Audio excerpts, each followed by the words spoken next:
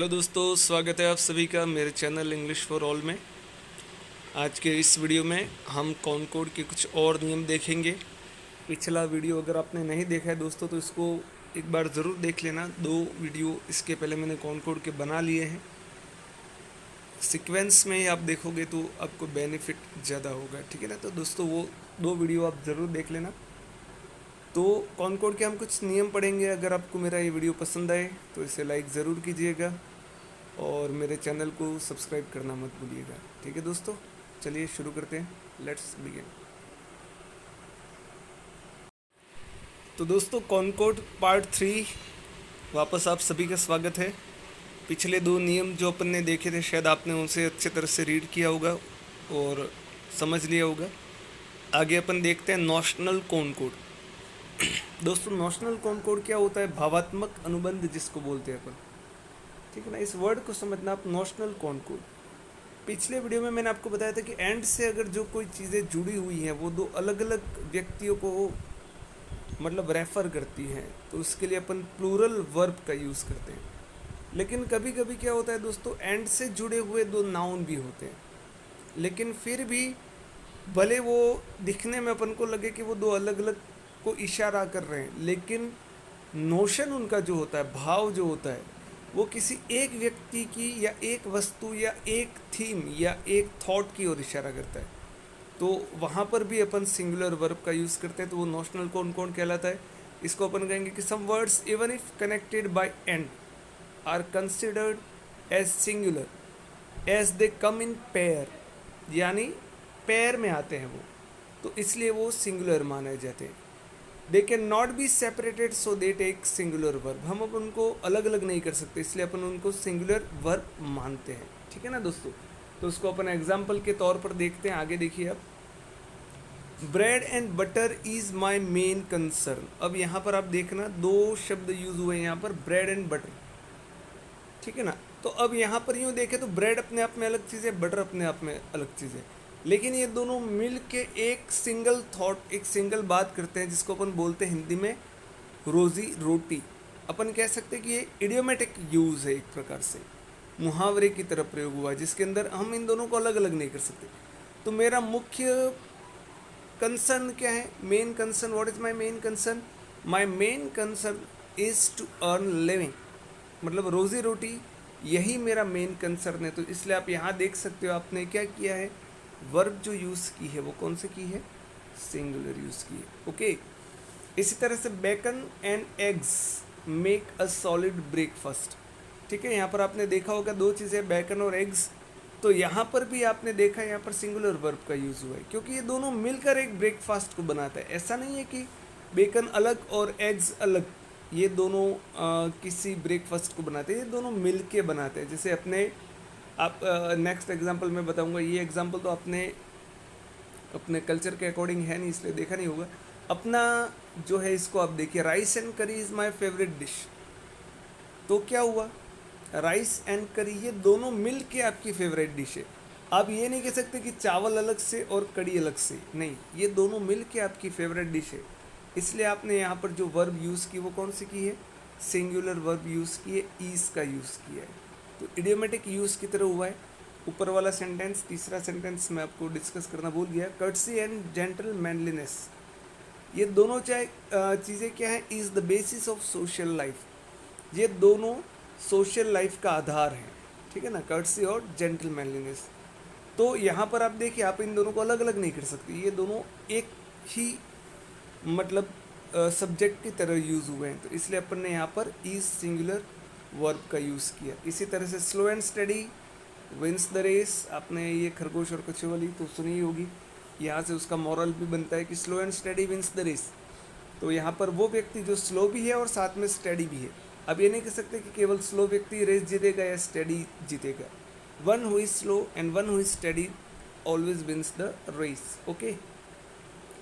तो इसलिए यहाँ पर अपन ने सिंगुलर वर्ब का यूज़ किया। तो कहने का मतलब है कि 2 एंड से जुड़े हुए भले 2 नाउन हैं, लेकिन अगर वो एक के ही और इशारा कर रहे हैं तो अपन को वहाँ पर किसका यूज़ करना है? सिंगुलर वर्ब का यूज़ हमेशा करना है। आगे देखना फिर ईच एंड एवरी। दोस्तों ये डिटर्मिनर है, और ये प्रोनाउन की तरह यूज़ भी होते हैं, डिटर्मिनर की तरह भी होते हैं और प्रोनाउन की तरह यूज़ भी ये होते हैं, ठीक है ना। इनके साथ हमेशा ध्यान में रखना, एज डिटर्मिनर जब भी आते हैं यानी जब नाउन के साथ में आते, तो इनके साथ जो नाउन होगा वो सिंगुलर होगा, एक वचन होगा। दूसरा काउंटेबल होगा, वो अनकाउंटेबल नहीं होगा। दोस्तों कुछ शब्द है काउंटेबल, अनकाउंटेबल, डिटर्मिनर, ये सारे शब्द यहाँ पर आ रहे हैं। मैं इनके बारे में ज़्यादा इसको डिस्कस इसलिए नहीं कर रहा क्योंकि मैं अभी केवल कॉनकॉर्ड पे फोकस कर रहा हूँ। बाकी ये सारी चीज़ें ऐसी हैं कि इसके मैं अलग से वीडियो बनाऊँगा कि डिटर्मिनर क्या होते हैं, आर्टिकल्स क्या हैं, ईच और एवरी कब प्रोनाउन होते हैं, कब डिटर्मिनर होते हैं, वो सारी चीज़ें अपन देखेंगे। लेकिन अभी हमें अपने तो केवल जो मेन चीज़ है उस पर फोकस करना है। तो ईच और एवरी जब डिटर्मिनर की तरह यानी एक आर्टिकल की तरह जब ये नाउन के आगे यूज़ होते हैं, तो इनके साथ जो नाउन होगा वो हमेशा सिंगुलर होगा, एक वचन होगा।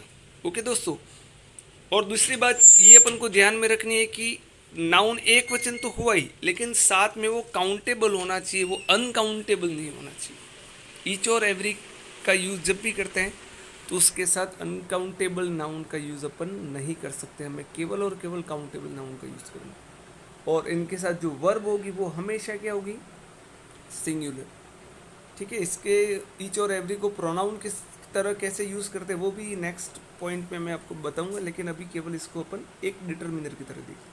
अब यहाँ पर ध्यान देखना, ईच बॉय आपने यूज़ किया, ईच डिटर्मिनर का यूज़ किया, इसके साथ ये बॉय है वो क्या है, सिंगुलर, ठीक है ना। आपने अगर ईच बॉयज यूं लिखा, अगर आपने इस तरह से लिखा बॉयज, तो गलत होगा दोस्तों, क्योंकि ईच के साथ आपको प्लूरल का यूज़ नहीं करना है, ठीक है ना। तो ईच बॉय वॉज, अब यहाँ पर आप देखना आपने क्या किया, ईच का यूज़ किया, सिंगुलर नाउन का यूज़ किया, तो वर्ब जो यूज़ किया आपने हेल्पिंग वर्ब वो कौन सी यूज़ की, वॉस, ठीक है ना। इसी तरह से every tree is precious for us, each कहाँ होता है, एवरी कहाँ यूज़ होता है, ये बात मैं अभी डिस्कस नहीं करेंगे दोस्तों, वो मैं आपको अलग से बताऊंगा। तो केवल ये बता रहा हूँ कि ईच और एवरी के साथ अगर कोई नाउन आता है तो वो सिंगुलर होगा, और उसके साथ वर्ब आएगी तो वो भी सिंगुलर होगी। तो एवरी ट्री क्या हुआ, ट्री भी सिंगुलर हुआ, वर्ब जो आई वो भी क्या हो गई, सिंगुलर हुई। Each student has a pain in his hand, ठीक है ना। तो यहाँ पर भी आप देखना ईच के साथ क्या आया, स्टूडेंट आया, सिंगुलर नाउन, ओके, और वर्ब कौन सी आई, सिंगुलर, हेल्पिंग वर्ब, ओके। तो सॉरी हेल्पिंग वर्ब नहीं है यहाँ पर, हैज़ एक मेन वर्ब की तरह यूज हुआ है। Each student has a pen, तो यहाँ पर क्या हुआ, यहाँ पर आपने हैज़ का यूज़ किया, ठीक है। इसी तरह से every child deserves special care, तो यहाँ पर भी आप देखोगे एवरी यूज़ किया, वर्ब जो नाउन जो हुआ वो चाइल्ड, और वर्ब जो यूज़ हुई वो कौन सी हुई, सिंगुलर, ओके। तो ये अपन को ध्यान में रखना है। फिर अपन देखते हैं एवरीबडी, समबडी, नोबडी, एनीबडी, ये जब सब्जेक्ट की तरह यूज़ होते हैं, ये बात तब प्रोनाउन की तरह यूज़ होती है दोस्तों, ध्यान में रखना है, ठीक है ना। ये सारे कौन कौन से, एवरीबडी, समबडी, नोबडी और एनीबडी, ये सब्जेक्ट की तरह यूज़ होंगे, प्रोनाउन की तरह यूज़ होंगे उस समय। और इनके साथ वर्ब जो यूज़ करेंगे वो अपन कौन सी करेंगे, सिंगुलर वर्ब, ठीक है। जैसे कि everybody was taking interest in the game, आपने एवरीबडी का यूज़ किया, ठीक है ना।